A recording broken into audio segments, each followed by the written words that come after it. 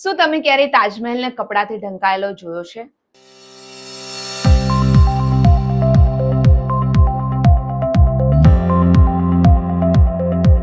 નમસ્કાર દર્શક મિત્રો, તમે જોઈ રહ્યા છો હોટલાઇન ન્યૂઝ અને હું છું સોનલ. આજે આપણે વાત કરીશું કે તાજમહેલ એ વિશ્વની અજાયબીમાં ગણવામાં આવે છે. એની ખૂબસૂરતી જોવા માટે આપણા ભારતભરની અંદરથી લોકો જતા હોય છે. ના માત્ર અહીં ભારતભરના લોકો તાજમહેલની ખૂબસૂરતી, એની જે અજાયબી છે એને નિહાળવા માટે જતા હોય છે, પરંતુ વિશ્વભરની અંદર લોકો આજે પણ તાજમહેલને જોવા માટે, એની ખૂબસૂરતી જોવા માટે, એની બનાવટ જોવા માટે આવતા હોય છે.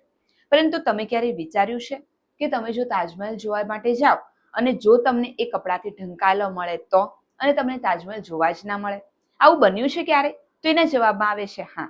જી હા દર્શક મિત્રો, કારણ કે તાજમહેલને અત્યાર સુધીની અંદર 2 વાર પૂરેપૂરો કપડાથી ઢાંકી દેવામાં આવ્યો છે. એનું કારણ શું છે જાણવાની ઉત્સુકતા છે ને? તો અમે તમને જણાવી દઈએ કે 1965ની અંદર જ્યારે ભારત અને પાકિસ્તાનનું યુદ્ધ થયું હતું, એ સમયગાળા દરમિયાન પાકિસ્તાન દ્વારા ભારતીય એરફોર્સ અને તાજમહેલને નિશાન બનાવવામાં આવ્યા હતા. અને આમ પણ પાકિસ્તાન ક્યારેય પણ યુદ્ધના નિયમોનું પાલન કર્યું જ નથી કે ત્યારે કરે. અને આ જ ડરથી ભારત સરકાર દ્વારા તાજમહેલને પૂરેપૂરા કપડાથી ઢાંકી દેવાનો નિર્ણય લેવામાં આવ્યો. અને 1965ની અંદર જ્યારે સમગ્ર ભારતની અંદર બ્લેકઆઉટનું જે અંધારપટનું જે સિચ્યુએશન થયું હતું, એ સમયગાળા દરમિયાન જ્યારે પૂરા ભારતની અંદર લાઇટ્સ ઓફ કરી દેવામાં આવી હતી, ત્યારે બની શકે કે એવા ડરથી ભારત સરકારે નિર્ણય લીધો હતો કે પાકિસ્તાન સેના દ્વારા જે તાજમહેલને નિશાન બનાવીને જો એના પર હુમલો કરવામાં આવે તેની ખૂબસૂરતી જતી રહે. અને એના કારણે પાકિસ્તાનથી બચાવવા માટે તાજમહેલને 1965ની અંદર કાળા કપડા દ્વારા પૂરેપૂરો ઢાંકી દેવામાં આવ્યો હતો.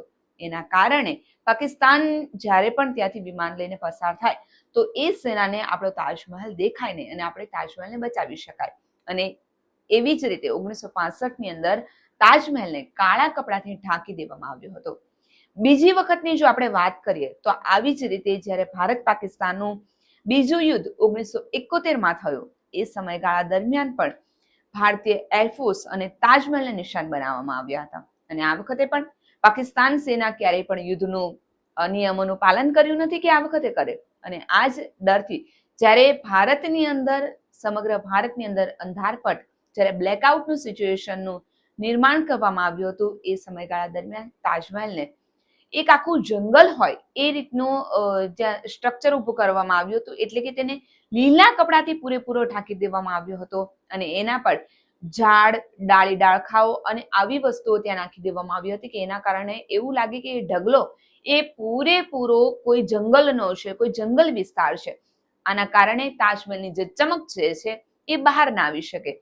અને એના માટે ભારત સરકારે 250 મજૂરોને ત્યાં કામે લગાડવામાં આવ્યા હતા. અને આ કામ કરતી દરમિયાન તેમને ત્યાં પૂરેપૂરું સિગરેટ ફૂંકવા માટેની કે કોઈ પણ પ્રકારનું ત્યાં જમવા માટે, ત્યાં અગ્નિ પ્રગટાવવા માટેની મનાઈ ફરવામાં આવી હતી.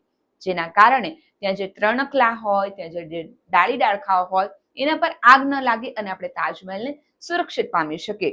અને જેના માટે 2050 કરોડ રૂપિયાનો ખર્ચ કરવામાં આવ્યો હતો. આવી રીતે આપણે તાજમહેલને સુરક્ષિત, અત્યારે જેની ખૂબસૂરતી આપણે નિહાળી શકીએ છીએ.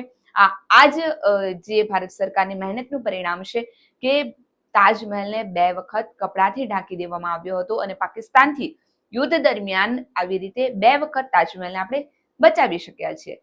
આ વિશે તમારું શું માનવું છે? મારા કમેન્ટ બોક્સની અંદર જરૂરથી જણાવજો. જો તમને અમારો આ વિડીયો ગમ્યો હોય તો લાઈક, શેર અને કમેન્ટ કરવાનું ચૂકશો નહીં. આવી જ નવી વિગત સાથે આપણે ફરી મળીશું. હાલ મને રજા આપશો. નમસ્કાર.